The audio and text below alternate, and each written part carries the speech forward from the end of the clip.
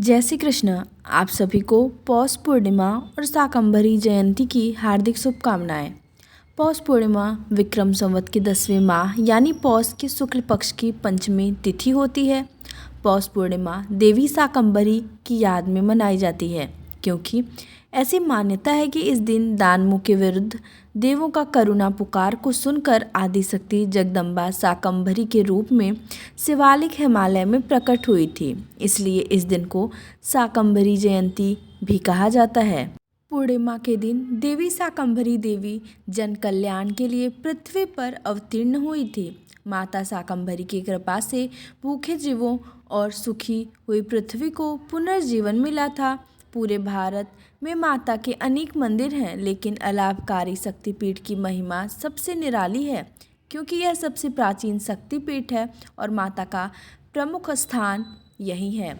पौष पूर्णिमा हिंदुओं के लिए एक बहुत ही पवित्र दिन है और ऐसा माना जाता है कि इस दिन गंगा नदी के पवित्र जल में स्नान करने से व्यक्ति के सभी पाप नष्ट हो जाते हैं और वह मोक्ष के मार्ग पर चला जाता है। पौष पूर्णिमा के दिन की शुरुआत सूर्योदय के समय गंगा, यमुना या अन्य पवित्र नदियों के जल में स्नान करने से होती है। लोग स्नान करते हैं और उगते सूर्य को अर्घ्य देते हैं। उसके बाद लोग भगवान शिव और भगवान विष्णु की पूजा करते हैं। व्रत कथा भी लोगों द्वारा पढ़ी जाती है और भगवान से आशीर्वाद और क्षमा मांगते हैं। कई लोग इस दिन सत्यनारायण व्रत भी रखते हैं और दूसरों में बांटने के लिए प्रसाद भी बनाते हैं। गरीब और भूखों को भिक्षा देना भी इस दिन अपनाई जाने वाली एक प्रसिद्ध प्रथा है। पौष पूर्णिमा पर लोगों द्वारा भोजन, कपड़े, धन और अन्य आवश्यक वस्तुएं दान की जाती हैं। तो आइए सुनते हैं पूर्णिमा व्रत की कथा।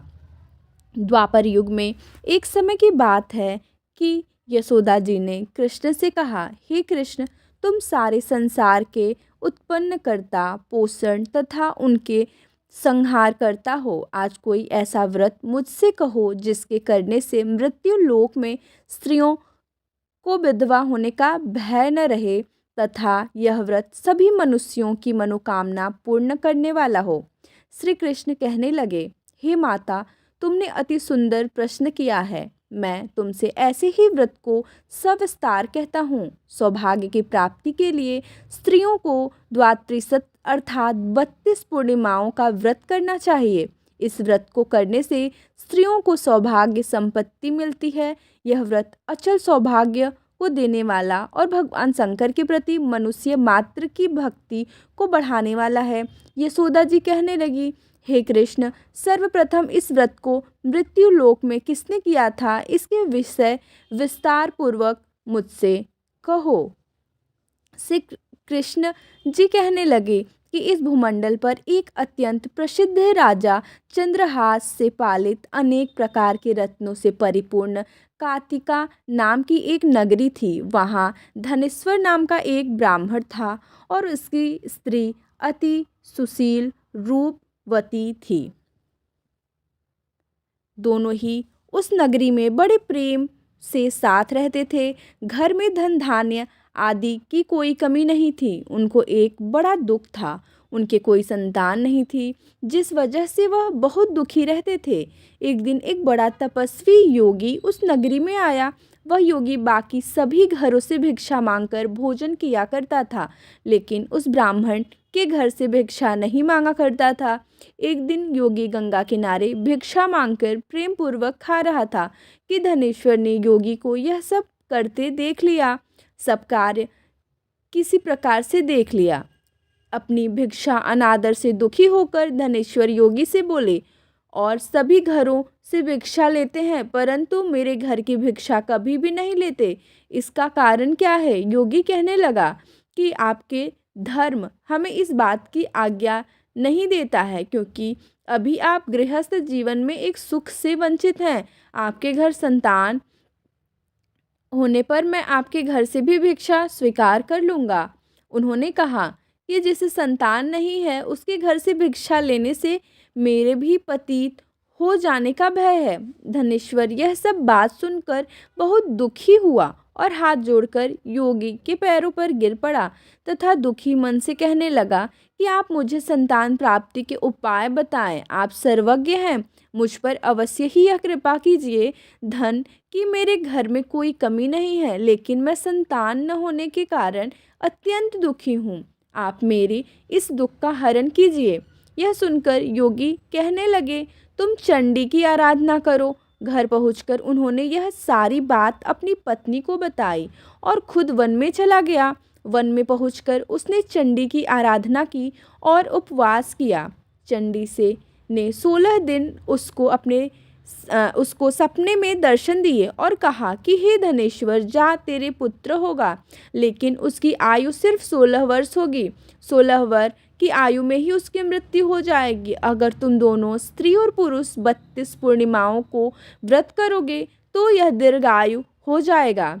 जितनी तुम्हारा सामर्थ्य हो उतने आँचे के दिए जलाकर शिव जी का पूजन करना, लेकिन पूर्णमासी 32 ही होनी चाहिए। सुबह होते ही तुम्हें इस स्थान के पास एक आम का पेड़ दिखाई देगा। उस पर चढ़कर एक फल तोड़कर अपने घर चले जाना। अपनी स्त्री का इस बारे में बताना। सुबह स्नान होने के बाद वह स्वच्छ होकर शंकर जी का ध्यान करके उस फल को खा ले। तब शंकर भगवान की कृपा से उसको गर्व हो जाएगा। जब ब्राह्मण सुबह उठा तो उसे उस स्थान पर आम का पेड़ दिखाई दिया और वह उससे फल तोड़ने के लिए चढ़ा, लेकिन वह पेड़ पर चढ़ नहीं पा रहा था। यह देखकर उसे बड़ी चिंता हुई। उसने भगवान गणेश की उपासना की और कहा, हे दयानिधे, अपने भक्तों के विघ्नों का नाश करके उनके मंगल कार्य को करने वाले, दुष्ट का नाश करने वाले, रिद्धि सिद्धि देने वाले, आप मुझे इतना बल दें कि मैं अपनी मनोकामना पूरी कर सकूं। इसके बाद वह पेड़ से फल तोड़कर अपनी पत्नी के पास पहुंचा। उसकी पत्नी ने अपने पति के कहे अनुसार इस फल को खा लिया और वह गर्भवती हो गई। देवी की कृपा से उसे बहुत सुंदर पुत्र पैदा हुआ। उसका नाम उन्होंने देवी दास रखा। माता पिता के हर्ष और शोक के साथ वह बाल बढ़ने लगा। भगवान की कृपा से बालक बहुत ही सुंदर था, सुशील और पढ़ाई लिखाई में भी बहुत ही निपुण था। दुर्गा जी के कथानुसार उसकी माता से 32 पूर्णमासी का व्रत रखा। जैसे ही 16वां वर्ष लगा, दोनों पति पत्नी बहुत दुखी हुए, कहीं उनके पुत्र की मृत्यु न हो जाए। उन्होंने सोचा कि अगर उनके सामने यह सब हुआ तो वह कैसे देख पाएंगे। तभी उन्होंने देवीदास के मामा को बुलाया और 1 वर्ष के लिए देवीदास को काशी में पढ़ने के लिए भेज दिया। 1 वर्ष के बाद उसे वापस लेकर आ जाना। देवीदास अपनी मामा के साथ एक घोड़े पर सवार होकर चल दिया। उसके मामा को भी यह बात पता नहीं था। दोनों पति पत्नी से 32 पूर्णमासी का व्रत पूरा किया। दूसरी तरफ मामा और भांजा दोनों रात गुजारने के लिए रास्ते में एक गांव में रुके। उस दिन उस गांव में ब्राह्मण की कन्या का विवाह होने वाला था। जिस धर्मशाली में वर और बारात के बाकी लोग रुके थे, उसी धर्मशाला में देवीदास और उसका मामा ठहर गए। उधर कन्या को तेल आदि चढ़ने के बाद जब लग्न का समय आया तो वर की तबीयत खराब हो गई। वर के पिता ने अपने परिवार वालों से विचार विमर्श करके कहा कि यह देवीदास मेरे पुत्र जैसा ही है, मैं इसके साथ लगन करा दूं और बाद में बाकी सारे काम मेरे बेटे के साथ पूरे हो जाएंगे। ऐसे कहने के बाद वर के पिता देवीदास को मांगने के लिए उसके मामा के पास गए और उन्हें सारी बात बताई। मामा ने कहा कि कन्या दान में जो कुछ भी मिलेगा वो हमें दे दिया जाए। वर के पिता ने बात स्वीकार कर ली। इसके बाद देवीदास का विवाह कन्या के साथ संपन्न हो गया। इसके बाद वह अपनी पत्नी के साथ भोजन न कर सका और मन में विचार करने लगा कि न जाने यह किसकी पत्नी होगी। यह सोचकर उसकी आंखों में आंसू आ गए। तब वधू ने पूछा कि क्या बात है, आप उदास क्यों हैं? तब उसने सारी बातें पत्नी को बता दी। तब कन्या कहने लगी, यह ब्रह्म विवाद के विपरीत है। आप ही मेरे पति हैं, मैं आपकी ही पत्नी रहूंगी, किसी अन्य की कभी नहीं। तब देवीदास ने कहा, ऐसा मत करिए, क्योंकि मेरी आयु बहुत कम है, मेरे बात आपका क्या होगा। लेकिन उसकी पत्नी नहीं मानी और बोली, स्वामी आप भोजन कीजिए। दोनों रात में सोने के लिए चले गए। सुबह देवीदास ने पत्नी को 4 नगों से जुड़ी एक अंगूठी दी और एक रुमाल दिया और बोला कि हे प्रिय, इसे लो और संकेत समझकर स्थिर चित्त हो जाओ। मेरे मरण और जीवन जानने के लिए एक पुष्प वाटिका बना लो, उसमें सुगंधि वाली एक नव मल्लिका लगा लो, उसको प्रतिदिन जल में सींचा करें और आनंद के साथ खेलो कूदो। जिस समय और जिस दिन मेरा प्राणांत होगा उस दिन यह फूल सूख जाएंगे। जब यह फिर से हरे हो जाएंगे तो जान लेना मैं जीवित हूँ। यह समझाकर वह वहाँ से चला गया। इसके बाद जब वर और बाकी बाराती मंडप में आए तो कन्या ने उसे देखकर कहा कि ये मेरा पति नहीं है, मेरे पति वह हैं जिनके साथ रात में विवाद हुआ है और इसके साथ मेरा विवाह नहीं हुआ है। अगर यह वही है तो यह बताए कि मेरे इसके क्या दिया है। साथ ही कन्या दान के समय और को आभूषण मिले उन्हें दिखाएं। कन्या की ये सारी बातें सुनकर वह कहने लगा कि मैं यह सब नहीं जानता। इसके बाद सारी बारात भी अपमानित होकर लौट गई। भगवान कृष्ण बोले, हे माता, इस प्रकार देवीदास काशी चला गया। कुछ समय जब बीत गया तो एक सर्प उसको डसने के लिए वहां आया, लेकिन वह उसको काट नहीं पाया क्योंकि उसकी माता ने पहले ही 32 पूर्णिमा का व्रत कर लिए थे। इसके बाद खुद काल वहां पहुंचा। भगवान की कृपा से तभी वहां माता पार्वती और भगवान गणेश आ गए। देवीदास को मूर्छित दशा में देखकर माता पार्वती ने भगवान शिव से प्रार्थना की कि महाराज, इस बालक की माता ने पहले ही 32 पूर्णिमा के व्रत कर लिए हैं, आप इसको प्राण दें। भगवान शिव ने माता पार्वती के कहने पर उसे प्राण दान दे दिया। उधर उसकी पत्नी उसके काल की प्रतीक्षा कर रही थी। उसकी पत्नी ने जाकर देखा कि पुष्प और पत्र दोनों ही नहीं है तो उसको बहुत आश्चर्य हुआ और वह जब उसने देखा कि पुष्प वाटिका फिर से हरी हो गई तो वह समझ गई कि उसका पति जिंदा हो गया है। इसके बाद वह बहुत ही प्रसन्न होकर अपने पिता से कहने लगी कि मेरे पति जीवित हैं, उनको ढूंढिए। जब 16वां वर्ष व्यतीत हो गया तो देवीदास भी अपने मामा के साथ काशी चल दिया। इधर उसकी पत्नी के परिवार वाले उन्हें ढूंढने के लिए जा ही रहे थे कि उन्होंने देखा कि देवीदास और उसका मामा उधर ही आ रहे थे। उसको देखकर उनके ससुर बहुत प्रसन्न हुए और उसे अपने घर ले आए। वह सारा नगर इकट्ठा हो गया और कन्या ने भी उसे पहचान लिया। देवीदास ने इसके बाद अपनी पत्नी और मामा को लेकर वहाँ से चल दिए। उसके ससुर ने भी उसे बहुत धन दहेज दिया। जब वह अपने घर की तरफ चल रहा था तो उसके माता पिता को लोगों ने खबर दी, तुम्हारा पुत्र देवीदास अपनी पत्नी और मामा के साथ आ रहे हैं।